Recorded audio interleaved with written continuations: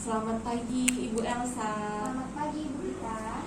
Jadi sebelum Ibu memulai proses coaching yang akan dilakukan, saya sebagai observer yang akan melihat proses coaching Ibu dengan coaching nanti ya. Namun sebelum Ibu memulai percakapannya, di sini ada beberapa hal yang ingin saya sampaikan. Jadi yaitu tentang rubrik penilaian dalam observasi ini agar Ibu juga mengetahui. Nah, nanti untuk rubrik penilaian yang akan menjadi acuan saya adalah saya harapkan dalam proses percakapan coaching nanti sudah memiliki prinsip dari seorang coach, yaitu kemitraan, proses kreatif, dan memaksimalkan potensi. Tentunya Ibu juga memiliki kompetensi inti dari coaching, yaitu meliputi kehadiran penuh, mendengarkan aktif, dan mengajukan pertanyaan yang berbobot. Tentunya dengan teknik rasa ya Bu. Dan harapan saya dalam melakukan proses coaching, Ibu dapat menerapkan alur tinta dengan sesuai, yaitu tujuan, identifikasi, rencana, dan tanggung jawab yang akan saya jadikan acuan dalam mengamati Ibu. Apakah dapat dipahami Ibu? Paham Bu. Sebelum dimulai proses coachingnya ini, ada beberapa pertanyaan yang akan saya ajukan kepada Ibu. Untuk pertanyaan pertama, kira-kira kompetensi yang mana yang akan Ibu kembangkan dalam proses coaching? Nah, yang mau saya kembangkan Bu dalam proses coaching ini ialah mendengarkan aktif dan juga mengajukan pertanyaan yang berbobot Bu. Wah, luar biasa ya Bu. Kira-kira dari dua kompetensi ini nih, kompetensi yang mana yang secara spesifik ingin Ibu kembangkan? Yang paling utama yang mau saya kembangkan itu sebenarnya mendengarkan aktif Bu. Karena kalau misalnya kita juga tidak bisa mendengarkan aktif, akan membuat kita tidak bisa mengajukan pertanyaan yang berbobot ya Bu ya. Iya benar, memang kompetensi inti ini kan berhubungan ya Bu.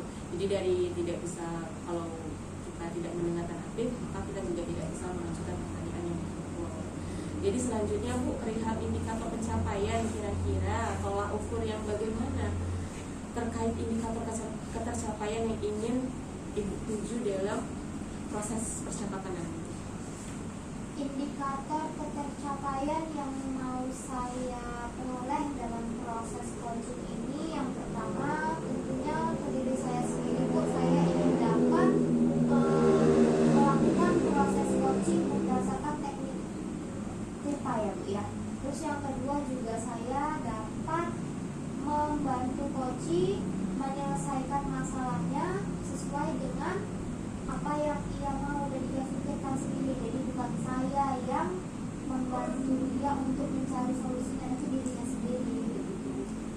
Semoga dari indikator yang telah Ibu temui terkait prosesnya berdiskusi alur kita dengan dia mengembangkan potensinya tadi, ide-ide dan solusi si coach tadi bisa dapat terjadi dengan maksimal ya Bu. Jadi hanya itu saja yang ingin saya tanyakan, dan setelah ini Ibu silahkan memulai percakapan dengan coachingnya, dan semoga percakapannya bisa berjalan lancar sesuai dengan indikator keberhasilan yang sudah Ibu tetapkan.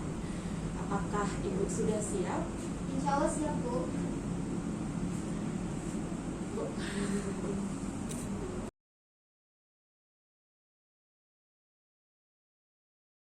Selamat pagi Bu.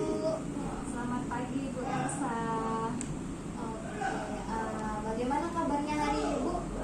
Kabarnya hari ini baik Bu. Ya, semalam Ibu ada WhatsApp saya, katanya ada yang mau dibahas. Apakah benar Bu? Benar Bu Elsa. Apa itu Bu yang mau dibahas? Iya, saya bingung nih untuk pembelajaran di kelas saya seperti yang kurang menarik banget. Jadi saya ingin cerita dengan Bu Elsa. Oke, berarti kita akan melakukan proses coaching ya Bu. Jadi proses coaching itu dilakukan agar Ibu dapat menemukan jalan keluar atas permasalahan yang Ibu hadapi, begitu ya Bu ya. Nah, jadi tadi Ibu sudah bilang suasananya di kelas monoton gitu. Bu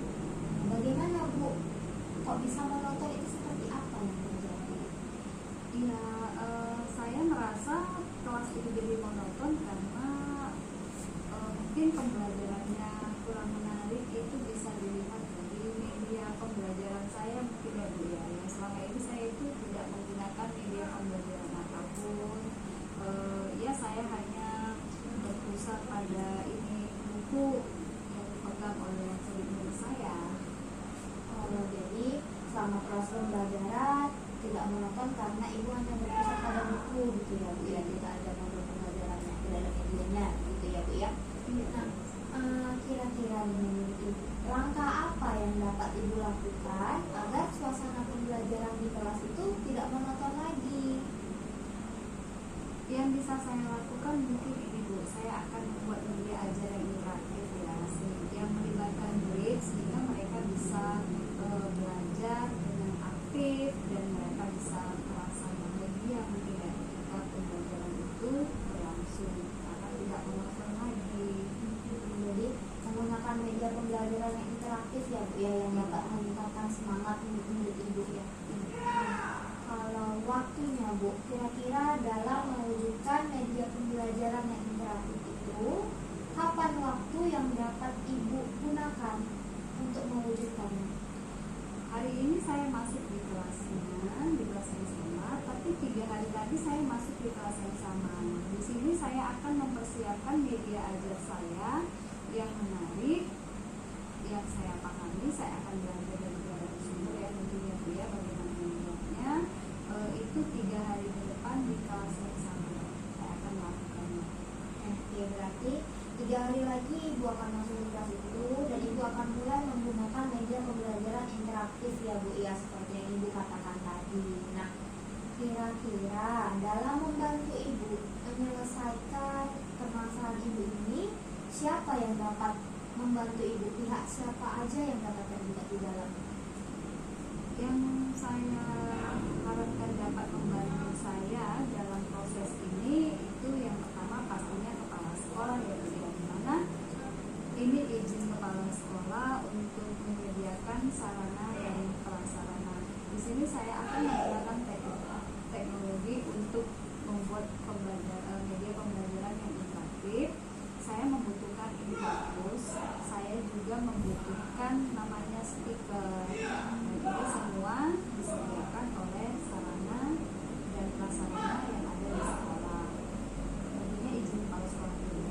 Yang kedua, saya akan melibatkan murid-murid saya pastinya, karena ini yang terjadi adalah di dalam kelas. Oke, semoga pihak-pihak yang menurut Ibu bisa membantu untuk mewujudkan pembelajaran interaktif itu dapat membantu Ibu ya Bu ya.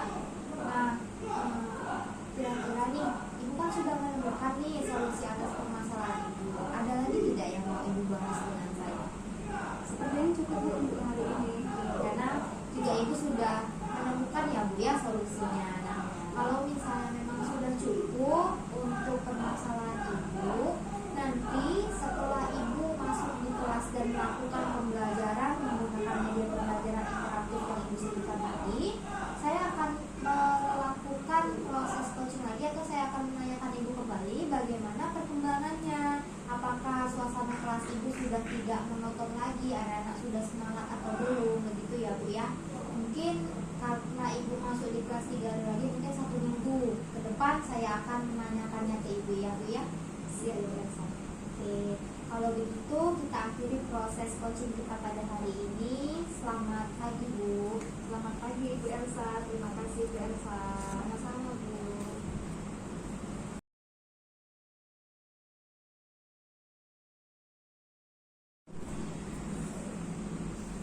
Tadi saya sudah mengamati proses dari percakapan Ibu dengan Ibu Sri Kristina ya, sebagai coachingnya. Saya sudah memiliki beberapa catatan terkait proses coaching tadi.